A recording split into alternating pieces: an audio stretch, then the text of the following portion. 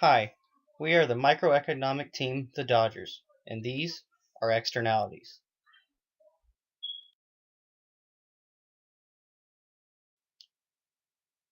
How do we describe externalities? Economists describe an externality to be an activity that incidentally generates benefits or detrimental damages to others in an indirect manner, where no compensation is provided to or paid by those who generated the externality. Does this concern us? Well, in more familiar cases like pollution and chemical enhancements on crops, yes. However, externalities can have beneficial results, like in the case of investing in clean, well kept, and safe communities. We can distinguish these two differences as negative externalities and positive externalities. You may be asking, how do we fix the negatives and how do we create the positives? More will be explained in time, but for now we can create an understanding of how positive and negative externalities can and do affect the third party, how they can harm, and how they can improve an economy. There are two forms of externalities: positive and negative. A positive externality is something that benefits society, but in such a way that the producer cannot fully profit from the gains made. A negative externality is something that costs the producer nothing, but is costly to society in general. When a positive externality occurs, it pushes the demand curve outward, represented by the line MSB, or marginal social benefit. When a negative externality occurs, it shifts the supply curve inward, represented by the line MSC, or marginal social cost. In positive externalities, since those who created beneficial externalities are not compensated for doing so, they have little incentive to supply as large a quantity as will best serve the interests of society. In negative externalities, since those who create harmful externalities do not pay for the damage done to others, they have little incentive to desist.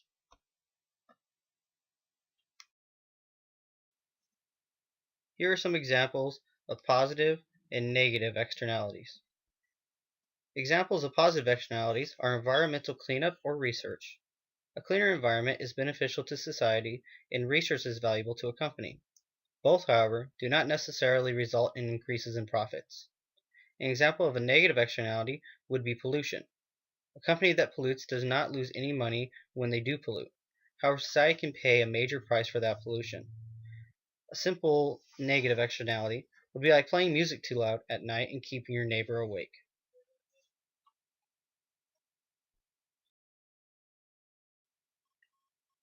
There are both beneficial and detrimental externalities.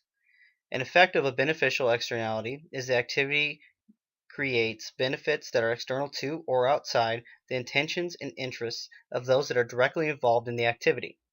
An effect of a detrimental externality is that the activity creates detriments that are external to or outside the intentions and interests of those that are directly involved in the activity. Problems are caused solely by detrimental externalities. When negative externalities exist, social costs outweigh private costs. Negative externalities cause a misallocation of resources. Where a firm's activity causes detrimental externalities, the marginal benefits of the output will be less than marginal social costs in a free market. Smaller output will be socially desirable.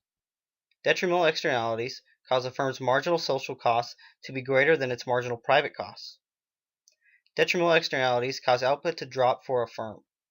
Everyone participates in causing detrimental externalities, from business firms to the military, even everyday people who drive to and from work. We are all contributing to a huge detrimental externalities that is global warming. Pollution is one of the biggest detrimental externalities and is also the most common. How does society deal with positive and negative effects of externalities? For positive externalities, we want to encourage them, and this is done with incentives and subsidies. This gives a firm or an individual motivation to continue creating the positive externalities, such as subsidizing college tuition or paying people to recycle everyday items. Negative externalities are something that we try to prevent from happening. This is done through voluntary efforts by letting a firm or an individual person try to eliminate the negative effects on society that they themselves caused. So what if no one does this? Then there are direct controls, which are rules and regulations set by the government in which a firm or an individual must abide by, such as setting standards that cannot be exceeded or the firm will face potential financial penalties or maybe even criminal charges. Direct controls need the courts to pursue these penalties, which can make it costly for the government to do so as they must prove negligence. Another type of control is taxes, which some believe is the most effective. These encourage a firm or individual to produce less negative externalities by making it more cost effective to do so. This gives a firm a financial benefit to try and reduce the negative effects on society as a whole by not polluting as much in the first place. In conclusion, externalities, especially negative ones, must be understood as well as monitored due to their possible huge repercussions. Most economists conclude that there are not enough desirable externalities, while there are too many harmful ones, and that this trend can continue if there is nothing done about it. In this presentation, we have provided detailed information on what externalities are, examples of them, the problems that may be caused by them, and possible solutions for them. Thank you.